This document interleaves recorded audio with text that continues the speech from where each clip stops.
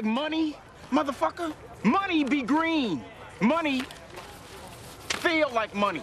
That shit look green to you? All right, well, we're going to move on to the next fight. And I think this is the fight that a lot of people are actually going to be checking for because I believe it is the better fight. Carlos Adames versus Julian J-Rock Williams. Adames is a -600, so he is a heavy favorite. And then you got J-Rock as a +390. How are you betting this one, Bryan?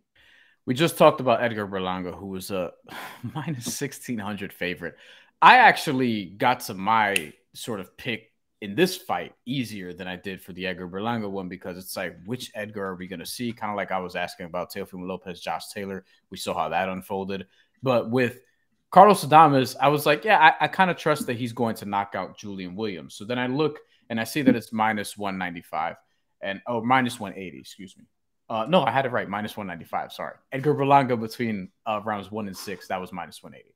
But Carlos Adames -195 to win by knockout was like, all right, that's not great value there. So instead, we put that in a parlay leg with Edgar Berlanga to win by knockout between rounds 1 and 6 at -180, and that'll be +135 on a parlay. Or if you want to do alternative group round betting, because this is what I like to do. For Carlos Adames and Julian Williams, we go into alternative group round betting. 7 through 12, that's my bet. Carlos Adames +150. That's what I'm going to be rolling with in this one. I think there's some good value there. Well, let me break it down, right? Carlos Adames, 22-1. He definitely has the power. I think he's going to apply pressure to the body as well. And that's where he should go. And he's going to try to box in the inside, be the aggressor. I think he's going to be able to stop J-Rock because he is the big puncher. He also KO'd Montiel, and he's the guy that took Jermell Charlo to deep waters, if you remember that fight. Jermall Charlo, that is. Also, Julian Williams, when you take a look at him, 28-3-1, what is his biggest win? Everyone's going to talk about the Jarrett Hurd fight, right? Coming into that one, the underdog, no one thought that he was going to win. He took care of Jarrett Hurd. He's moving up to 160 pounds for this one. Tough task, right? He's moving up in weight. He's lost 2 of his last 3 fights. And I think that J-Rock at times can be defensively irresponsible. He leaves himself open at times. In this one, he has to establish the jab early, keep Adames off of him. But he does have the faster feet. I think he definitely does have the better footwork than Adames does. But Julian Williams is going to have to throw combos, establish a jab, and try to outbox him. I just think that he's going to get careless and leave himself open. And that's when Carlos Adames is going to find him and he's going to get the stoppage or the knockout. So that's why I'm taking him round 7 through 12. I still think Julian Williams is going to make this a tricky fight. You talked about how you had your pick for Edgar Berlanga. It took you a little while to figure that one out. It actually took me a little while to figure this one out because I still think J-Rock is a formidable opponent, but it's just like, yo, you're moving up to 160. You've been losing a little bit more, kind of past his prime, but it's a big fight. He's not backing away from it. And so that's what I like about it. He does have skill, and this is actually going to be a really good fight. I just think Adames is going to find Julian Williams when he leaves himself open, and he's going to be able to get the knockout.